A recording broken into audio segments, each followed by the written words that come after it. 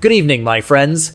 Before we begin, tell me, where are you watching from tonight? Maybe you're on your porch, a soft wind moving through the trees, a quiet cup of coffee warming your hands. Because what you're about to hear isn't just another story of war. It's a story about awakening, about a forest that became a battlefield, and a nation that began to remember who it truly was. Tonight, we go to Cobra, a stretch of forest deep in Burkina Faso, where 70 men met their end, and an entire people took one step closer to rewriting destiny itself. To the outside world, Cobra is nothing, a patch of green on a forgotten map. But to the people who call this land home, it is something sacred. It is struggle. It is sovereignty. It is the heartbeat of a country learning, once again, how to stand. The story begins in silence, the kind of silence that hums before the first breath of dawn. The air above the JNIM forest was heavy, still, almost reverent. Somewhere beneath that canopy, 3 elite units waited. The Ghost Unit, BR7, and the Force Attack Team. No noise, no words. Only the rhythm of breath, the tightening of straps, the weight of purpose. They were not there to prove something. They were there to end something, a chain of fear, years long, that had wrapped itself around their homeland. For months, the forest had been an unmarked fortress, a sanctuary for insurgents who built tunnels beneath its soil and hid caches of death among its roots. They believed the trees would protect them. But that morning, the forest became their cage. From above, ISR drones traced thin white arcs through the mist, silent eyes watching every flicker of movement below. Each shadow mapped, each heat signature logged. Then came the signal. The Ghost Unit advanced first, slipping through the underbrush like whispers in the dark. From the east, BR7 closed, indisciplined, patient, precise. And from the north, the Force Attack Team sealed the last corridor of escape. 3 movements, 1 circle. An operation months in the making had begun. At first light, the first shot cracked the stillness. Then another. Within minutes, the forest was alive, not with birdsong, but with the iron heartbeat of battle.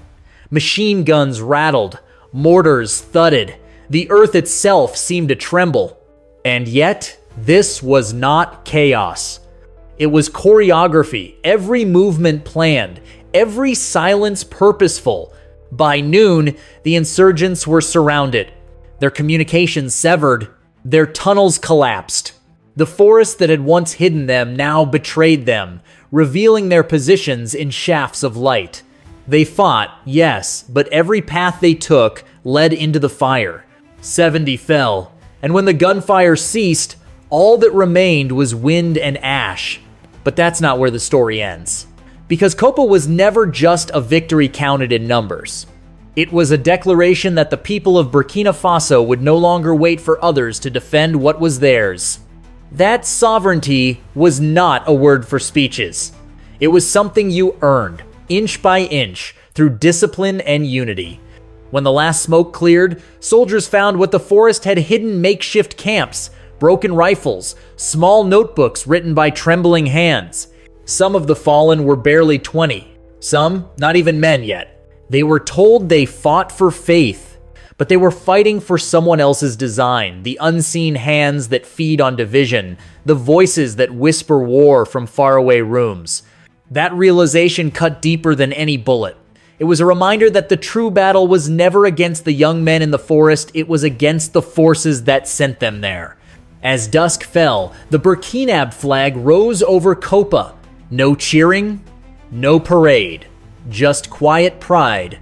For the people in nearby Fada, it meant safety for the first time in years. For the nation, it meant proof that they could win alone, on their own terms. And for Captain Ibrahim Traore, it was vindication. He had said from the beginning, "Our freedom will not come from borrowed hands. It will come from our own." That day, the proof stood written in the soil of Cobra. In the weeks that followed, something subtle began to change. It wasn't loud, but you could feel it. In the markets, in the mosques, in the way people looked at their soldiers. For years, the word ambush had meant death. Now, it meant defiance. Because after Cobra, it was not the insurgents who struck first, it was Burkina Faso. Analysts would later call it the Burkinab inversion. The hunted became the hunters. The encircled became the encirclers. The doctrine of war in the Sahel had been turned inside out. Inside the defense ministry in Ouagadougou, maps began to shift, colors red to yellow, yellow to green. Not because foreign troops held the ground, but because local brigades reclaimed it, 1 kilometer at a time. Each reclaimed road meant a reopened school. Each cleared village meant a child sleeping through the night. It was slow, methodical, relentless, a war of restoration. But something deeper was happening beneath the tactics. A psychological transformation. For the first time, soldiers looked at the battlefield not as a place of despair, but as a test of will. Captain Traore understood that better than anyone. He wasn't waging a campaign of bullets. He was waging a campaign of belief. He replaced fear with purpose. And in doing so, he gave his people something that no foreign aid ever could faith in themselves. The international press called it a counter-offensive. But to those who lived it, it was rebirth. In the villages near Fada, elders spoke differently. Fathers who once told their sons to flee now told them to stay and serve. Women who once hid their children at dusk now cooked for the soldiers at dawn. The line between the army and the people dissolved. The defense of the homeland was no longer a job, it was a calling. Across Africa, military academies began studying the Cobra model, localized intelligence, terrain-adapted encirclement, civic cooperation. It wasn't flashy. It wasn't funded by outsiders. But it worked. And it carried a dangerous idea for the world, that Africa could defend itself. In think tanks from Washington to Paris, that idea set off quiet alarms. Not because Burkina Faso was becoming aggressive, but because it was becoming independent. And independence, in the modern world, can be more unsettling than war. Because it shifts balance. It challenges control. It rewrites the narrative. But inside Burkina Faso, there was no arrogance, only resolve. The soldiers didn't march in victory parades. They went home, cleaned their weapons, and prepared for what would come next. They knew this wasn't the end. It was only the beginning, the moment a people realized they no longer needed permission to stand tall. Weeks turned to months. The ripple grew. Volunteers, the VDP, or volunteers for the defense of the homeland began to appear faster than they could be registered. Men arrived with old rifles. Women brought food, bandages, and songs. It was no longer just a military defense. It was civic awakening, what Captain Traore called the civic army. He often said, the war for sovereignty cannot be fought by uniforms alone. It must be fought by the spirit of a united people. And after Cobra, that spirit was alive. Even in Ouagadougou, the tone of government changed.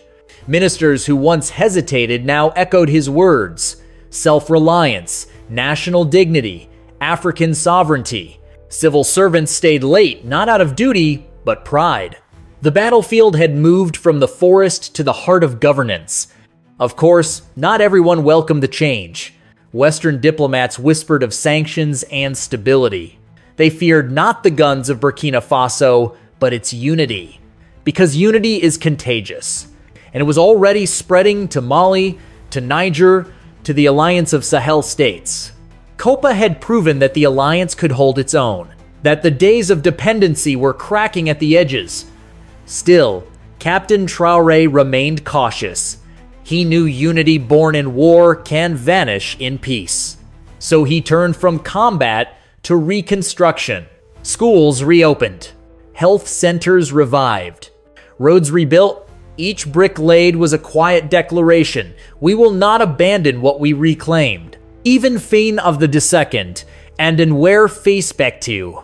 In the villages around Cobra, children laughed again. Where gunfire once echoed, farmers tilled land that had lain fallow for years. At night, radios played songs written for the soldiers who freed them. But beneath the joy, a single question whispered. Can this unity survive when the noise of war fades? History offers no easy answers. Revolutions burn bright and vanish. But some leave embers, and those embers, if tended, can light a generation. Copa might be that ember. It reminded a nation that sovereignty isn't taught, it's lived. That freedom isn't granted, it's earned daily. And as word of the operation spread beyond Africa's borders, another question took shape. Not just how Burkina Faso won, but what it means for the rest of the world. In quiet offices across the ocean, analysts scrolled through satellite feeds. They saw villages lit again after years of darkness, convoys moving with precision, markets open, order where chaos had been. They asked themselves a question they couldn't answer out loud. How did they do it without us? Because for decades, the world believed African security must be managed from afar. That illusion ended in Copa. To some, that realization was inspiring. To others, unsettling. Because if a landlocked nation could break the pattern, then perhaps the pattern itself was the lie. Captain Traore once said, "Sovereignty is not a slogan, it is a discipline. And discipline, like freedom, must be practiced every day." That's why the soldiers of Copa didn't celebrate long. They built, they planted, they fortified. Because they knew sovereignty is not defended once, it is renewed again and again. In Mali, Niger, and across Africa, young officers now speak his language: self-determination, unity, and pride. They look to Copa not as legend, but as lesson. That when courage meets conviction, even a small nation can move history.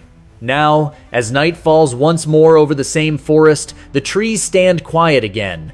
The wind carries no smoke, only the faint scent of new fires burning in nearby villages. Not fires of war, but of life. The people gather, tell stories, sing. The land listens. And maybe, somewhere beneath those trees, the roots of Africa's renewal are already taking hold. Because Copa was never just about 70 men in a forest. It was about 70 million hearts waking up to a truth long forgotten, that sovereignty is not a gift. It is a responsibility. So tonight, as you listen maybe from far away, maybe from somewhere closer, ask yourself, if a small nation can stand alone against the storm, what's stopping the rest of the world from doing the same? Stay with us, because what comes after Copa will test not just a country, but the conscience of the world itself. The forest sleeps now, but the story continues. And under that quiet green canopy, a new chapter is already being written.